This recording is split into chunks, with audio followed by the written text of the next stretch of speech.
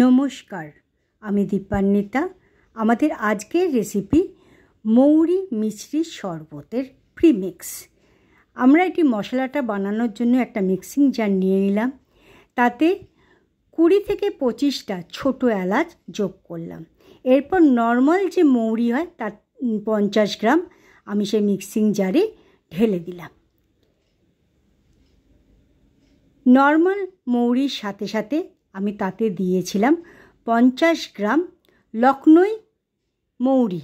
এটি খুব সরু এবং খুব সবুজ দেখতে হয়, সরু সরু, যেটা আমরা রেস্টুরেন্টে গিয়ে সচরাচর খেয়ে থাকি। সেই মৌরিটারও 50 গ্রাম আমি এতে ঢেলে দিলাম। এতে একটা মিষ্টি ফ্লেভার আসবে এবং খেতেও খুব ভাল লাগবে। তার সঙ্গে 200 গ্রাম মিছরির কিছুটা ঢেলে নিয়ে মিক্সিং জারে ঢাকনাটি বন্ধ করে দিয়ে ভালোভাবে গ্রাইন্ড করে তার পাউডার বানিয়ে নিলাম। এবার একটি ছাঁকনি নিয়ে সেই মৌরি মিছরির যে গুঁড়োটা বানালাম সেটাকে ভালোভাবে আমি চেলে নিয়েছিলাম।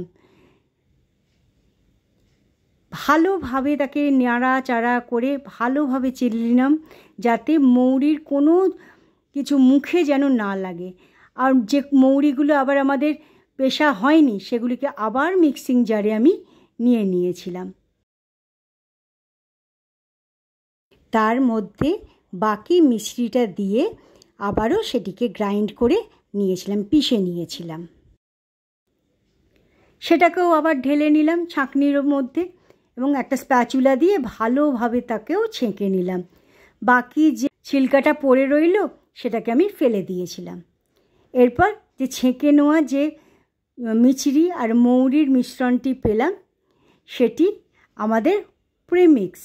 এটা মৌরি আর মিছরির প্রিমিক্স। এটিকে একটি এয়ারটাইট কন্টেনারের মধ্যে রেখে তাকে ভালোভাবে যদি রাখতে পারেন তাহলে 2-3 মাস ভালোভাবে রাখা যায়, এমনকি সারা বছরও রেখে দেওয়া যায়। গরমকালে ঠান্ডা ঠান্ডা জল দিয়ে মৌরি মিছরির জল দিলে সকলেই খুশি হবে। এটি এবার শরবতটা কীভাবে বানাবেন দেখাচ্ছি। তার জন্য 2টো গ্লাস নিয়ে নিয়েছিলাম।